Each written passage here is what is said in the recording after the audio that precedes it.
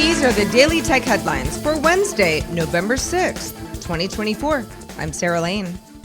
The European Commission has launched an antitrust investigation into Corning, known for its Gorilla Glass used in smartphones. The EC is specifically looking into Corning's exclusive supply deals with phone makers and glass processors, and if competitors have been shut out of the glass market. If found guilty, Corning could face fines or be required to change its contracts to allow more competition.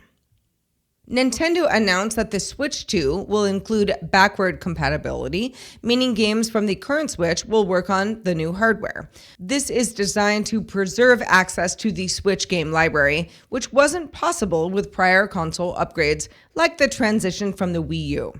Nintendo Switch Online, which provides a retro games catalog, will also carry over to the new console. The Verge's review of the new $700 PS5 Pro is out, and it sounds like unless you sit close to the big screen, the visual upgrade might not be worth the price. The PS5 Pro has a faster GPU, AI-powered upscaling, and added memory, but only for PS5 Pro enhanced games. While some games show sharper textures and better frame rates, the upgrades aren't universal, and some compromises in graphics quality are noticeable.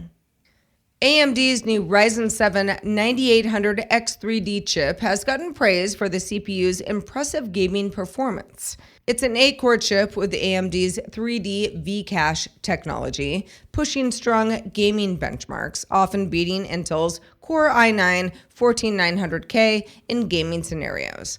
Outside of gaming, maybe a little bit more of a mixed bag, struggling to compete in tasks like video editing or rendering. The Ryzen 7 9800X3D costs $479.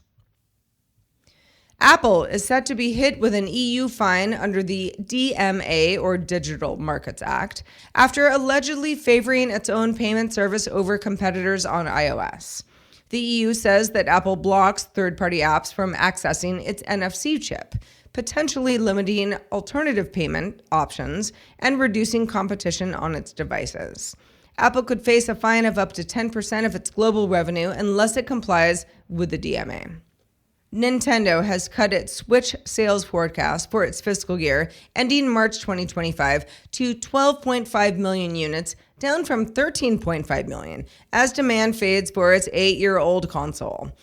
Nintendo kept its profit outlook steady by relying on the higher-margin Switch OLED model and other premium accessories. For Q2, the company saw a 23% rise in operating profit, reaching about $1.06 billion, alongside a 14% revenue rise, in part due to strong demand for our top franchises and also that OLED model. Nintendo has said in the past that the Switch successor will be announced by March 2025.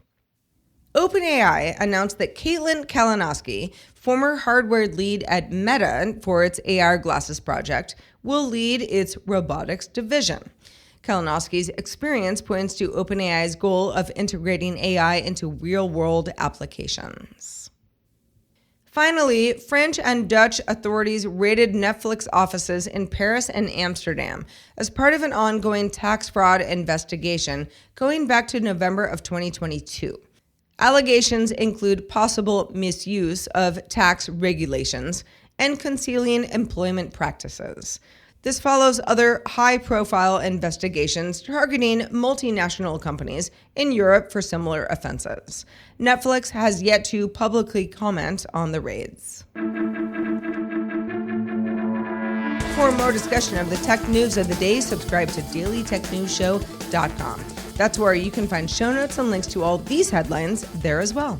I'm Sarah Lane. Thank you for listening. We'll talk to you next time.